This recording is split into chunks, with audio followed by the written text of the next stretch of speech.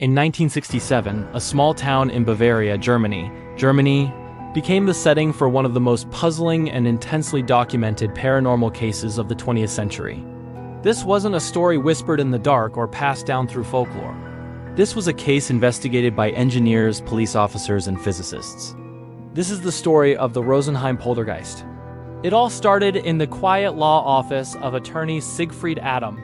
At first, the problem seemed mundane, just annoying electrical glitches. Light bulbs would burn out almost instantly. Fuses would blow for no apparent reason. Then, the office phones started ringing incessantly, dozens of times an hour with no one on the other end. Naturally, everyone assumed it was a technical fault. They called electricians, who checked the wiring. The local power company even installed special monitoring equipment.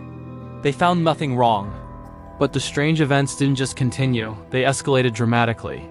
Heavy filing cabinets started sliding across the floor on their own. Paintings on the walls would suddenly spin around. Loud, sharp cracking noises echoed through the rooms, but their source was never found. This was no longer just an electrical issue. Something truly bizarre was happening. The power company's monitoring equipment recorded something impossible. It showed massive, inexplicable spikes in electricity, even when nothing in the office was turned on.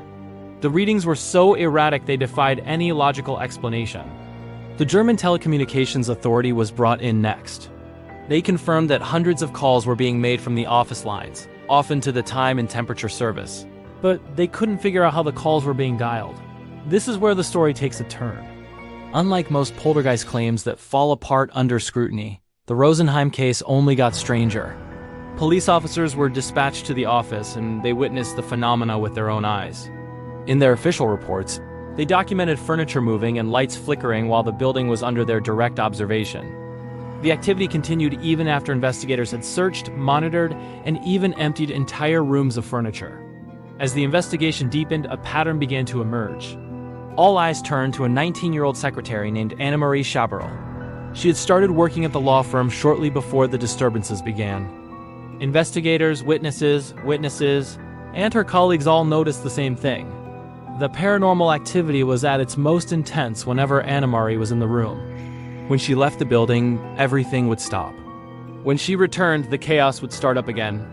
Now, it's important to state that there was never any evidence that Annemarie was faking it.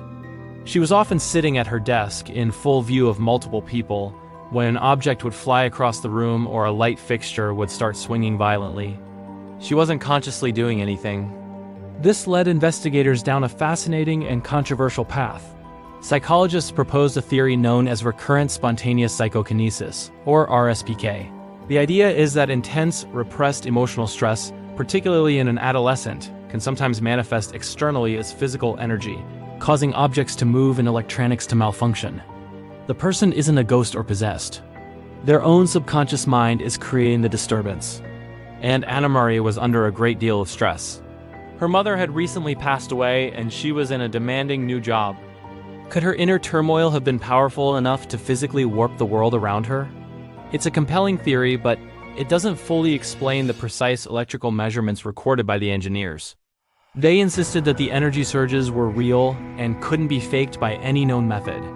Hans Bender, a leading German parapsychologist at the time, studied the case extensively. While he remained cautious, he publicly stated that the Rosenheim case was one of the strongest and most convincing examples of unexplained physical phenomena he had ever encountered. Journalists from major newspapers also witnessed the events, photographing lights unscrewing themselves from their sockets and bulbs shattering in midair. One of the strongest arguments against this being a hoax is the complete lack of motive. The law firm lost clients and money because of the chaos. The constant media attention was a huge disruption. No one gained anything from this. In fact, it was a nightmare for everyone involved. And then, just as suddenly as it began, it all stopped. Annemarie Schaberl eventually left the law firm for another job. The moment she was gone, the office fell silent. The phone stopped ringing, the furniture stayed put, and the lights behaved normally. No further incidents were ever reported in that building. The poltergeist, it seemed, had left with her. This abrupt ending is perhaps the most unsettling part of the entire story. If it was an elaborate hoax, how was it coordinated so perfectly? And why would it stop the second one person left? Critics argue that a combination of clever tricks and coincidence could explain away some of the incidents, but it struggles to account for the sheer consistency and the independently verified data. The Rosenheim Poltergeist doesn't fit neatly into any box. It wasn't a classic haunting. There were no ghosts or spirits tied to the building's history. The phenomenon was clearly centered around a person, not a place. This aligns with many modern theories about poltergeists, suggesting they are a manifestation of human energy, not lingering souls. So, what really happened in that German law office? Was it a genuine paranormal event? Proof that the human mind can influence the physical world in ways we don't understand? Was it a complex, undiscovered psychological phenomenon? Or was it one of the most elaborate and baffling hoaxes ever conceived, a trick so clever that it fooled scientists, police, and engineers for decades? The case remains officially unresolved. No one ever managed to replicate the effects under controlled conditions. No confession was ever made. All that's left is the data, the eyewitness accounts, and a deeply unsettling mystery. In the world of paranormal research, it's often the silence after the storm that is the most profound. The Rosenheim case ended not with a bang, but with a quiet that continues to echo more than half a century later. Thanks for watching.